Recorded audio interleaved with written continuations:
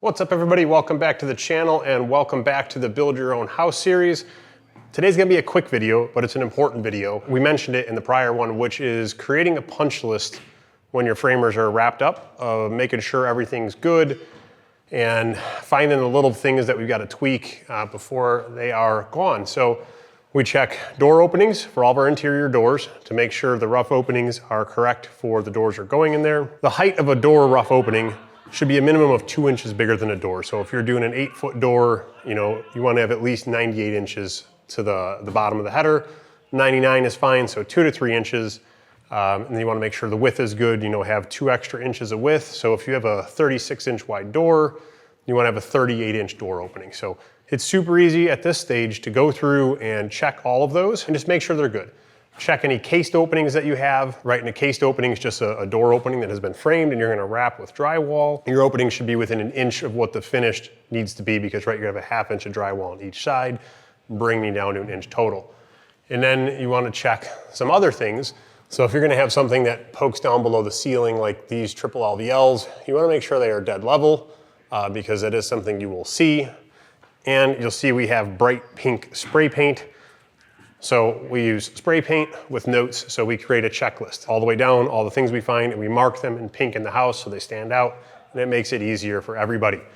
And as well as measuring your door openings, right, you could be the correct width, but you can have them off plumb, right? They could lean one way or another. If you're a 1/4 inch out, you're gonna be able to mask that within your space between the jambs, not a big deal.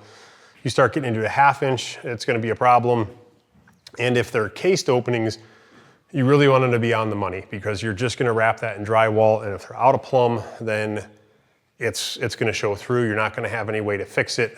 So you wanna make sure those are plumb at this phase. So you'll see we have some orange paint, right? We're about 5/8 out of plumb on that one, right? And that's a pocket door, and that's just gonna have a piece of casing on the side, so we don't have enough room to hide that, right? This is going to be the edge of a wall, and you want this to be plumb, or you're gonna see that you have a wall that's out. And here we are 3/4 out of plumb, right? Super easy to address this when it's in this phase. We've got a little thing here, right? The beam sticks out to the inside of the house a little bit. That's gotta get shaved back down, not a big deal. You'll see here, you got 2 boards here and nothing here. That's called fire blocking, right? You have to have those. You can't have a 2-story wall cavity without a break because fire can transfer up into the 2nd story, all bad. So those 2 are there. We're missing the 2 there. So same thing, we've got our paint mark there. This opening was all good. That's a cased opening. Here, you see we have both of these jambs marked. These header heights are at 101, so they're a couple inches too tall. Those are supposed to be 8-foot doors, so we should be in that 98 to 99 window. We call it at 98 just so they're all the same. So they just have to fur those down a little bit, right? Super easy at this phase, not a big deal. We come upstairs and right, we found we're a 1/2 inch out of plumb here, which you can almost work with, but the problem on this side is we're 5/8 out of plumb and they're fighting each other. So if they're going opposite directions, you really eat up your space. Probably wouldn't have enough room to get a jamb squared in there. So they just gotta get those moved over a little bit, square them up. I mean, that's pretty much gonna be your process through the house. I'm not gonna go through and call out every single thing that we're doing here. Our list, I think, is 15 or 16 items on this one. But one thing I do wanna show you, this is a corner of a wall, and this 2x is pretty split, pretty mangled all the way up. We just don't like that piece of lumber. So I'm gonna have them pull that piece out, put a new 2x4 in there, and as well, that wall is out of plumb, so they gotta shift that a little bit. And you can't expect a 0 tolerance, right? You're not gonna get everything dead nuts, right? Wood moves. As moisture changes, wood moves. Wood in general moves over time, so you're never gonna be absolutely perfect to the 64th of an inch. Just not gonna happen. I wish there was a way to do it, but there's not. I guess there is. You can build with steel, and yeah, good luck with that one. And then this one's nothing really wrong here. And again, it's kind of dark in here. It's hard to see right now.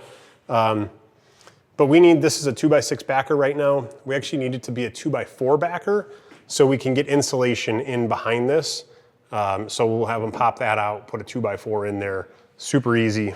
Again, all this stuff at this phase, unbelievably easy to address, right? All of the things we have punch list here is a couple hours of work at this phase. If you were trying to fix these things down the road, once all your mechanicals are in, electrical's in, plumbing is in, HVAC's in, your drywallers are getting ready to start, and then you catch this stuff, now it's gonna be a lot more difficult to fix. So spend the time, and if you're building the house yourself, bring in your finish carpenter at this phase. Pay him for his time to come and walk the house with you, right? Actually just had our finish carpenter walk with us through this process, right? A second set of eyes is awesome. Pay them to spend a couple hours with you. Go through it, check it out, mark it up, and just present your list to your framers, and it's just a normal part of the business. You're not beating anybody up. You're not saying, oh my God, how'd you guys do this wrong? Nothing, hey, these are the things we found, we need them fixed. This is what we need them changed to. Again, not a big deal, but do it now, do it at this phase. It will make your life so much easier down the road. Thank you guys for tuning in on this short video. We'll catch you on the next one.